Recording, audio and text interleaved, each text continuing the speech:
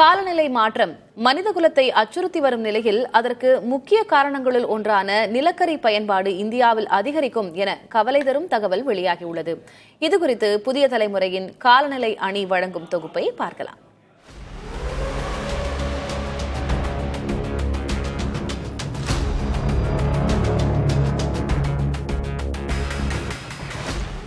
பூமிக்குள் புதைந்துள்ள நிலக்கரியை எடுத்து எரித்தே உலகில் பெருமளவு மின்சாரம் உற்பத்தி செய்யப்படுகிறது. இதை எரிக்கும் போது வெளிப்படும் கரியமில வாயுவே சுற்றுச்சூழல் சீர்குலைவுக்கு காரணமாகி புவி வெப்பமாதல் வரை தாக்கத்தை ஏற்படுத்துகிறது.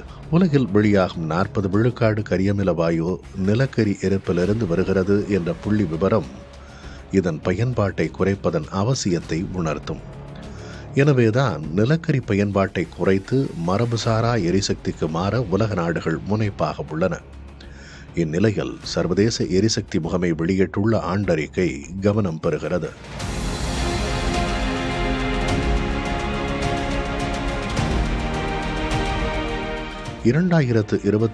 ஆண்டு உலகின் நிலக்கரி பயன்பாடு வரலாறு காணாத அளவு உயர்ந்து 884.5 கோடி டன்களாக உயரும் என கணித்துள்ளது. எனினும் அரசுகளின் நடவடிக்கைகளால் பல நாடுகளில் நிலக்கரி பயன்பாடு அடுத்த 5 ஆண்டுகளில் குறையும் என்றும் அந்த முகமை மதிப்பிட்டுள்ளது. குறிப்பாக சீனா, அமெரிக்கா, ஐரோப்பிய ஒன்றியம் ஆகியவற்றில் நிலக்கரி பயன்பாடு குறையும் என்பது ஆறுதலான செய்தி. சீனாவின் பயன்பாடு 18.1 கோடி டன்கள், ஐரோப்பிய ஒன்றியத்தின் பயன்பாடு 15.3 கோடி டன்கள், பிற நாடுகளின் பயன்பாடு 17.9 கோடி டன்களாக குறையும் என்கிறது அந்த அறிக்கை. எனினும் இந்தியாவில் மட்டும் நிலக்கரி பயன்பாடு 22.5 கோடி டன்கள் அதிகரிக்கும் என கூறியுள்ளது சர்வதேச எரிசக்தி முகமை.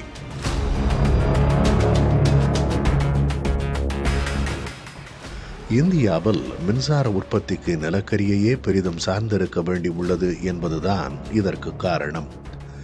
நாட்டின் மின் உற்பத்தியில் 70 விழுக்காடு நிலக்கரி ஆற்றல் மூலமே பெறப்படுகிறது. எனினும் மின்சாரத்துக்கு எரிசக்தி பயன்பாட்டை குறைக்க அரசு தீவிர முயற்சிகளை மேற்கொண்டுள்ளது. இந்த சூழலில் பூமி பந்தை காப்பதன் பொறுப்பு அரசுகளுக்கு மட்டுமல்ல, ஒவ்வொரு தனி மனிதருக்கும் உள்ளது. தேவையற்ற மின்சார பயன்பாட்டை குறைப்பது, பசுங்குடில் வாயுக்களை வெளியிடும் தொழிலக போக்குவரத்து முறைகளிலிருந்து மாறுவது, சூரிய ஒளி மின்சாரம் போன்ற மரபுசாரா எரிசக்தி வகைகளுக்கு மாறுவது வரை தனி மனிதர் உலகின் நலனுக்கு பங்களிக்க முடியும்.